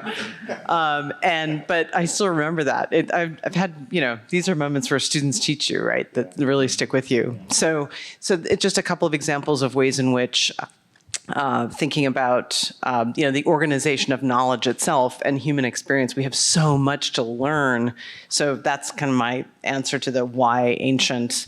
It goes back to the unbelievable, kind of untapped resources, and then the resources that emerge when you start thinking comparatively, which needs collaboration, et cetera. So you all have taken us from your specific work through the sort of dissection of its problems. We went down into the darkness that I think we all have to kind of confront, both in terms of the reality of the moment and in terms of the subject matter that we're trying to deal with that frequently has been made absent. And then through a questioning of whether or not we should even be talking about the ancient. And I have to say, the distinctively ancient, to be clear. Not that we shouldn't be talking about the ancient at all. We shouldn't be delimiting the ancient. That is a separate field. Yeah. And I will say, I went through, I don't know, 25 iterations of the title for this conference and was unhappy with all of them and just ended up settling on this one because I had to provide something.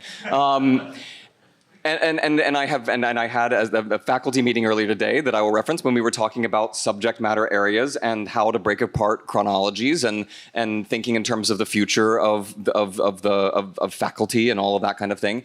And it was contentious because where you draw these lines has profound meaning, and it is all political. And so I think that criticism of this sort of cordoning off of a particularly special area is essential. And I think and I thank you, Ollie and Joy, for bringing us into the realm of possibility of bold ideas and potentials. I have a couple of questions left, but I'm going to put those aside because I am certain that there are questions from the audience, and we've come upon the time when if anybody has them, they should ask them. And we have some roving microphones, and so that everyone can hear. I see two. I saw Laura's hand go up first. Just right here. Yeah. Thank you so much. So I have a question that feeds really well off of this discussion of time and antiquity. I was teaching the first day, it's the quarter system in California, so I was teaching the first day of my big undergraduate lecture class. Iranian archaeology, first millennium, Achaemenids through Sasanians, you know. And I asked them as the first question, icebreaker lecture class question, okay, so if you don't need to go time travel and live in a different time, but if you could go and visit, just go and spend a minute, you can, and if you want to be invisible, you can be invisible. If you want to interact with people, you can interact. Just where would you go in the past? And I wasn't paying attention to the first couple of answers because as this goes, you know, you're sort of trying to clock them in the back of your mind, but you're also trying to. And I noticed after about 3 or 4 that in what would develop to be a pattern, I think about 20% of the students gave an answer in the last 30 years. They said, I would go before cell phones. One student said before social media. Why would anyone want to be before cell phones? One student said before the pandemic. Another student said before the pandemic. One student said before September 11th, right? And I was like floored. Like my jaw was, I went to college in 2000. Would I have said 1980? I mean, would I have even imagined that that's a time period that I could have thought about time traveling to? But in the way that you all have just been talking about, I think our students often lead us. I wonder what it means to study the deep past in a time when time is moving differently, right? Time is moving differently than it moved for any of us. And they feel that in a way that we don't. And like even the TAs for this class who are like 26 or something, like they walked out of class with me and they were like, oh, that was weird. And I was like, yeah, it was really weird. And I asked a couple of other colleagues who've also done it in the last couple of days. And they got like slightly older answers. They got like 1970s, 80s, 90s, but it was like all second half of the 20th century. So I just want to like throw this question, because we've been talking about very acute, often political traumas in the last couple of minutes, but there's like a larger social change happening about information, about the speed of information, about just the fabric of the world that we're living in. And I wonder what that means for studying ancient things. What an amazing question. Firstly, I'm definitely nicking that for my first years next year. When they go with what period you travel back to, I'm really interested to see if they come up with the same answers. That's really interesting. I wonder if there's a couple of things. One is about whether we need to be thinking more about how we teach about time directly. Like actually we engage with time all of the time. And it's a classic thing that you can't talk about without using it twice in different ways in the same sentence. But it's, how do we conceptualize time? What are the rhythms of it? What are the scales of it? What does it mean to talk about? People will talk about time is accelerating. Okay, but what does that actually mean? What happens when we think about how time is employed very differently? What's the difference between the kind of time that a radiocarbon date produces versus a kind of the kind of duration of a life versus the kind of endurance of a monument? The tree and its experience has a different engagement with time and temporality than a megalithic tomb does, than a person does. So actually trying to engage directly in that question of time is a way of showing how, in a world where time can be in flux, and perhaps where also the end of the world is no longer, and this goes back to what Danielle was talking about earlier, is not a kind of theoretical possibility, but an impending reality. That obviously in itself creates a rupture in time that feels inevitable and immediate. And I think, especially for my younger students, and I suspect this is generally true, has been an omnipresent element of their lives in a way that I was born in 1980, and I guess there was a little bit about nuclear war at the start, but not in the same way that there is with climate crisis because of the inevitability of it. So one part of it, I think, might be thinking about time in that sense. The other thing, in a way, I always think is about time travel. For me, is really the wrong metaphor for archaeology. Like, we talk about it as time travel, but I actually think if we invented time travel, archaeology would be liberated in a really fabulous way. It'd be like when people invented photography with painting. You don't have to worry about how accurate your landscape is anymore because you can just take a photo of it. But actually now we're free to do incredible, all kinds of other sorts of art that emerged in the aftermath of photography would be freed and liberated by archaeology. And again, that's about talking to our students about how our subject lets us think about worlds differently and to imagine worlds differently and imagine different kinds of time differently. So it's a really long answer because it's a really great question. But for me, it's about maybe tackling that head on and saying, okay, actually, if this is something that's causing our students to think that the kind of time they want to go back to is so recent, actually we can work with them to give them tools to think about that quite differently. You don't all have to answer every question. But you do all deal with scale as an issue. I mean, in one way or another, and in temporal scale. And I think you each speak to this in one way. So you have to buy all of their books and read all of their books. There was a question, Leopoldo, yeah.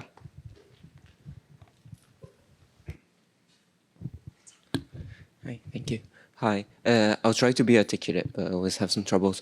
The question that I have is something that I constantly experience. Foreign PhD student in the US. I just stepped in this country a couple of years ago. I've never experienced this way of approaching antiquity before. And every time I'm in conversations, for example, about restitutions, about museums, about teaching antiquity, about all these sorts of different issues that relate communities with the past, I find myself always stepping back because I realize that I completely don't belong to that conversation in so many ways. Because the question that I'm trying to ask is that the way we relate to the past, and this is going towards rethinking how to structure departments, how to structure teaching programs, how to structure research. The way we relate to the past is really embedded in communities that are different in so many ways across the world. It's embedded in the labor relations that are connected to archaeology, museum, all of these things, trafficking markets and all of that sorts of stuff. And it's also embedded simply in the kinds of training that people have, the things that people are exposed to. And the fact that most people don't speak English as a first native language, but most of the challenges that we are discussing them in English. And so I'm wondering, in this kind of restructuring and rethinking the disciplines, I'm not saying that it's not important. It's not important to center ways of belonging that are not territorially there present, because that's very simplistic. But how do we acknowledge this multiplicity of relations and ways of belonging and understanding the past in the restructuring of ancient studies?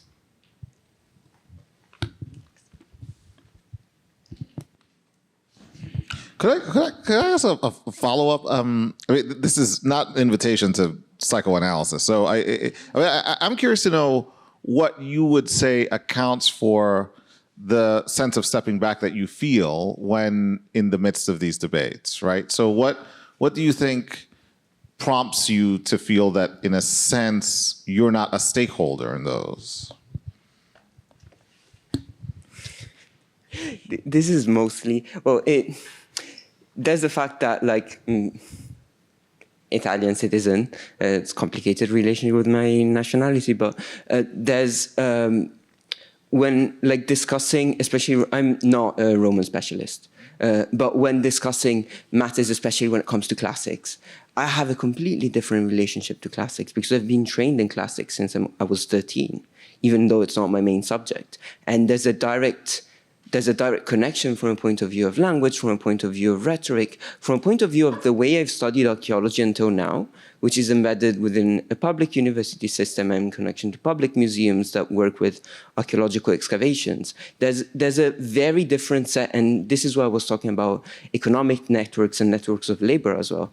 There's a very different type of relation that you have to the past when it's not in private universities, in places that feel a bit more like ivory towers. I'm not pointing the finger necessarily, but I'm saying more that the structures behind are very different.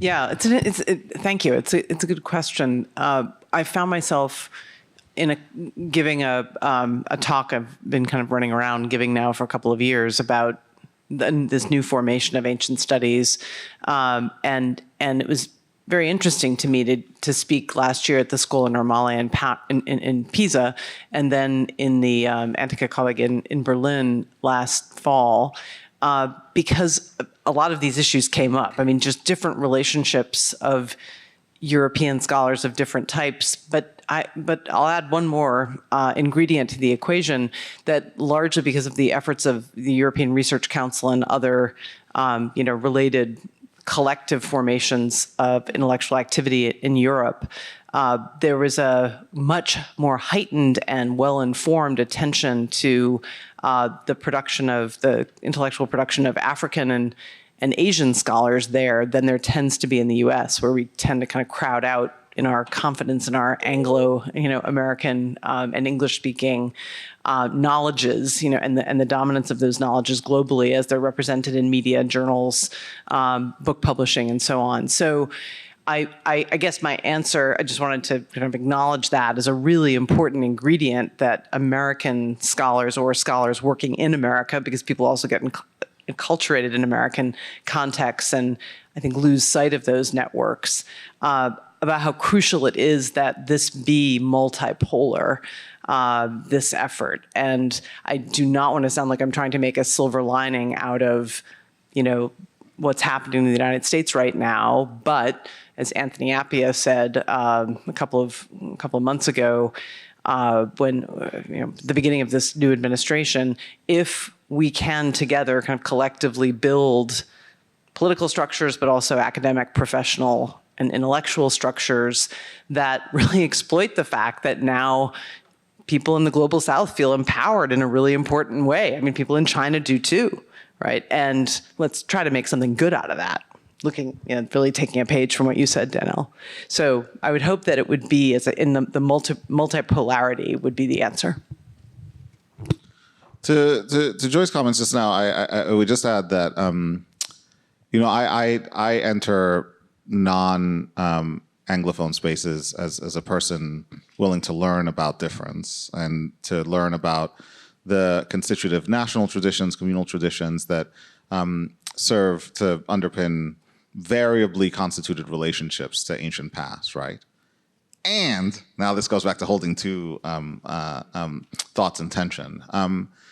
I would also submit that some of the resources that have come online, not just in the Anglosphere, but beyond, are resources for critically interrogating some of the very affective attachments that we have to certain narratives about our entanglements with the past.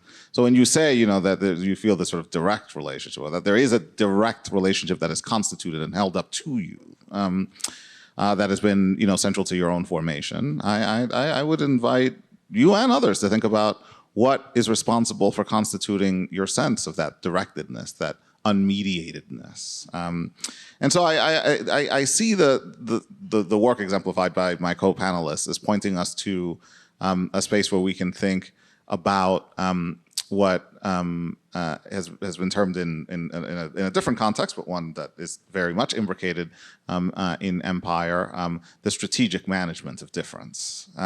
So yes, there are differentially constituted and refracted encounters with these ancient pasts. And yes, there are also imperial forms of knowledge production and generation that serve to organize that difference. And so for me, the key turn is to think about how to simultaneously address myself to local variability in the expression and articulation of these ties, and at the same time to look beyond those in the search of some unifying explanatory factors. This is not, though, to predicate or to insist on some kind of like faux universalism, because at the end of the day, it is imperative to acknowledge that there are different traditions for a reason, and that these differences are not reconcilable necessarily. But it is to address oneself to some kind of structural critique that can help explain why it is that we see the differences when and as we encounter them, right? So. I mean, just to add a sentence to that, I think this is where diaspora studies, can be diaspora studies and the experience of diaspora can be really, provide one route through those kinds of contradictions, one way of, not to solve them or to resolve them, but one way of exploring them and trying to hold a changing set of contradictions in productive tension. Thank you all. I saw Lorenzo, your hand went up. Thank you very much. I come back to Daniel's point of restructuring from a resource point of view where we are. And this is done this day, so we don't need to look into that. We will suffer it and deal with it. Sustainability, however, is a part of the way we should have organized the word of the study of the past, let alone research in general, in order not to create that huge distance between those who are in research and those who are out. And there are several ways. I'm an archaeologist, so as an archaeologist, you can choose to aim at, excavating big capitals and go for the millions. Grants and bring together groups with scientists and so on that go to tens of million grants and come up with a new smartest thing. Then when you go to the bar this is Italian, to the coffee shop and talk to people that are interested in what you do, there is this huge gap because you are just like a spaceship landing somewhere, and you can be the smartest non-colonial being, but you are with your spaceship landing on people. Can you talk a little bit about sustainability and how we can act? Because now we will be forced to do that, and maybe we should have strategies for that. Thanks a lot. Thank you. So, as an archaeologist, I worked in one very small part of Scotland for nearly 20 years. And part of that is about not trying to be a spaceship and landing. And it's not a place that has enormously. It certainly actually did produce the UK mainland's only Viking boat burial, thank you.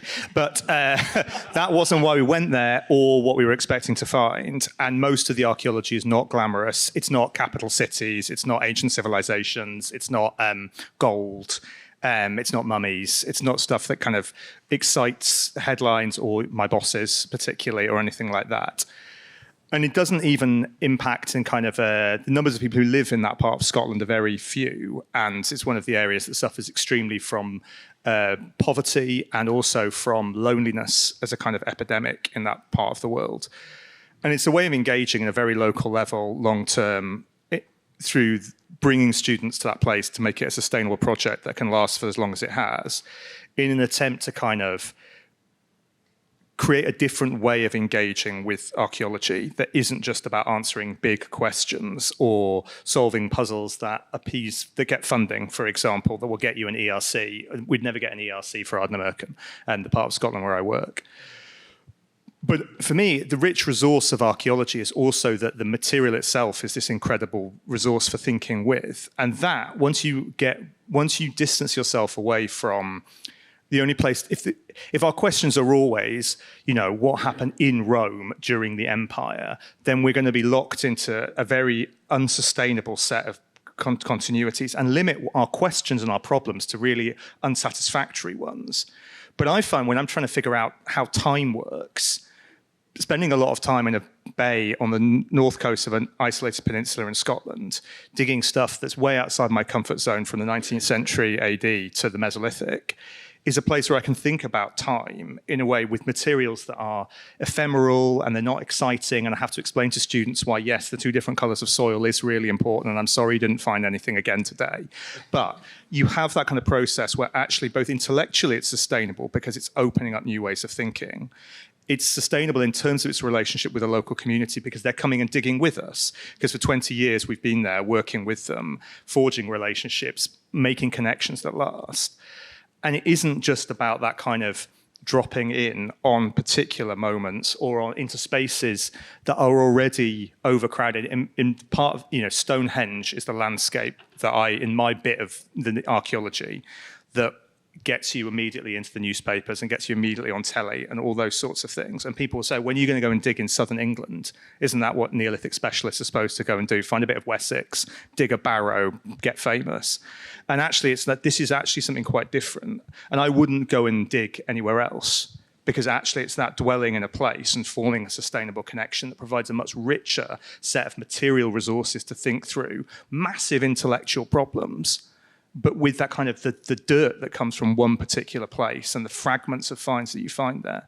So I think there is you can have sustainability of engagement with a place, but still tackle really large questions if you set different problems and if you move out from the kind of the center, if you like, and kind of the places that we've typically worked.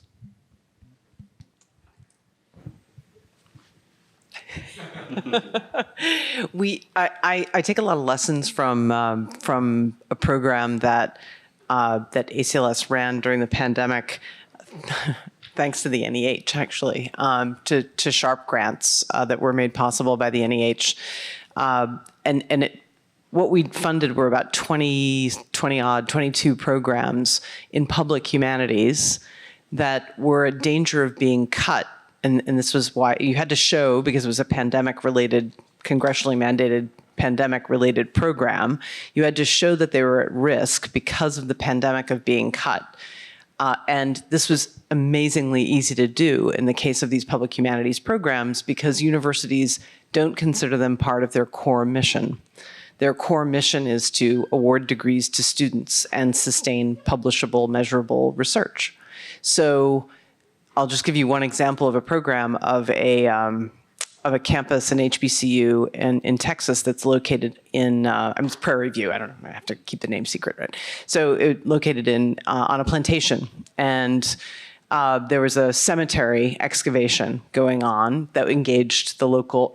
Really situated in place and engaging local communities, and the dean who was helping us understand the challenges to that were so generous in helping us see that despite the will of the administration and the love of the project, and people wanted to keep it going, and yet it didn't fit the official core accredited, standards of what the university had to preserve first. It was in danger of being cut. So I tell this story not to call out or criticize Prairie View, quite the opposite. Everybody there wanted this to thrive, but examples like that taught me a lot about how much work we have to do. Again, we can do it because we set these standards as faculty to reclaim the kinds of, whether it's neighborly relations or community building or being outside or telling your students to talk to somebody outside a class. And then I guess one more thing, kind of recruiting students to graduate programs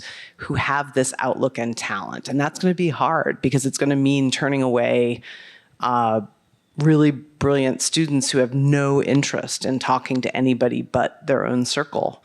And I think we can all probably think of people like this. We think, oh no, the academy's like the only place they can thrive.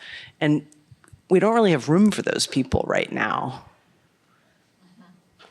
So that I'm just trying to turn but it's a very good question, but I think we can look to public humanities programs that I would rather not have anymore, called public humanities. I want them to be integrated because then you wouldn't have to ask the question at all. I mean, do you remember when we had digital humanities? And now it's just, we just all do it in some way. It's just been fully into most.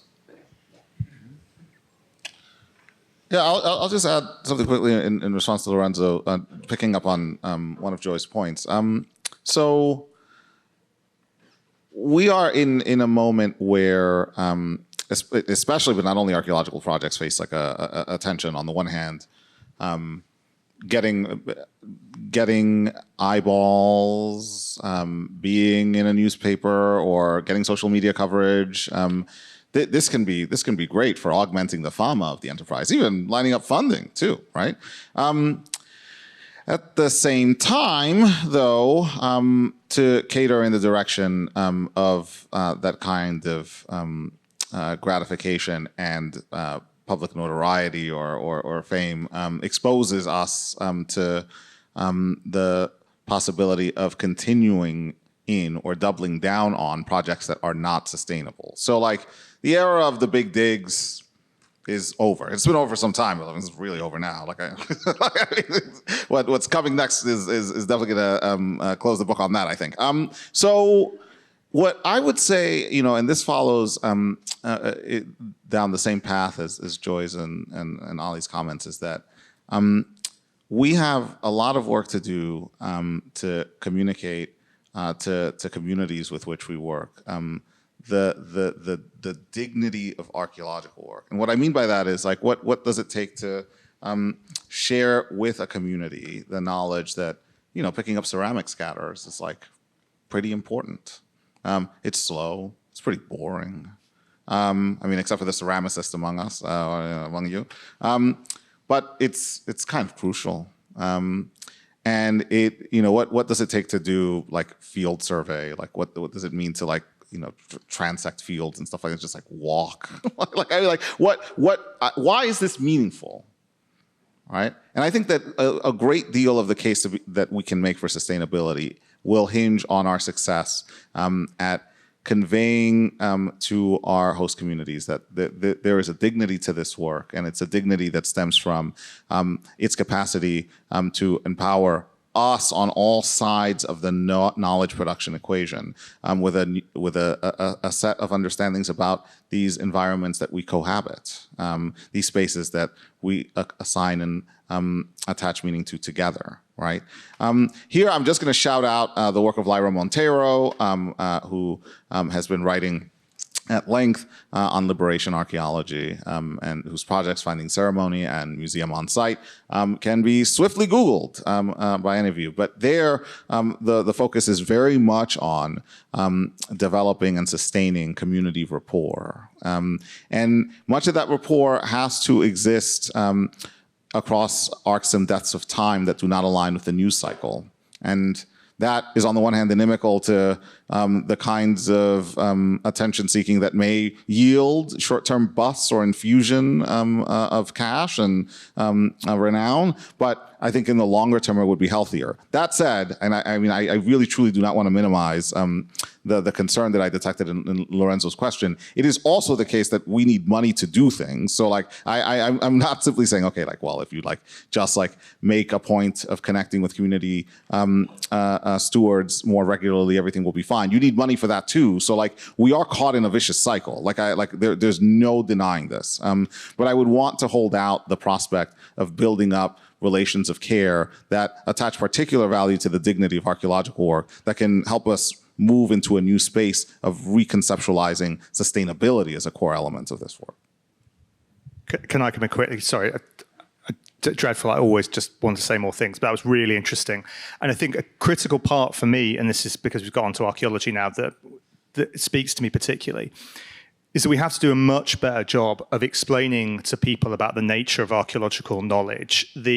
How do you really know is the question that you not only get from anyone who visits your site, it's also, we will never really know is the conclusion to any standard first-year essay I get, basically. It would be nice to find out what this meant, but we will never really know. Oh, yeah, okay, thanks very much. And if you read any newspapers, particularly in Britain, you'll find out that archaeologists were baffled or stunned or amazed by their discovery that they'd spent years painstakingly looking for. So there's a complete failure to speak to the public, including our students, about the kinds of work that we actually do and how knowledge is constructed and formed. And I think that's in part because archaeology itself doubts its own certainty and knowledge and compares itself, on the one hand, particularly in the United States, to anthropology, but also then to the historical studies in Europe, where you either have people to talk to or text to read, and that's where truth comes from. And really what we've got is just mute material. So how would you ever really know? Well, that's why I think we need a post-anthropocentric approach to archaeology. That's why it's got to be about building forms of knowledge that speak to more than human beings. Because actually the security of our knowledge is written through these powerful relational connections with place and non-humans and the people that we work with, the communities in the present and the communities in the past. It's immensely powerful, it's immensely secure, and it's immensely sophisticated. And we're not all just baffled and puzzled and amazed by the things that we find. And it's been such a failure, I think, of archaeology, certainly in the UK, but more widely, to really communicate how it is that we build those stories and narratives. So that's, I think, a really important point. Sorry. Not at all. It is incumbent upon me to keep us in our time so that you can all go and enjoy something to eat and drink. So I would, unless you have something that, okay, I'm sorry to steal the last word from you, Joe, but I would encourage you all to keep your questions and your comments and allow our great panelists to have a drink themselves, but also feel free to carry your questions to them. Thank you all, and thank you all for your attention. Thank you. Thank you, John. Thank you. Thank you, John. Chapeau.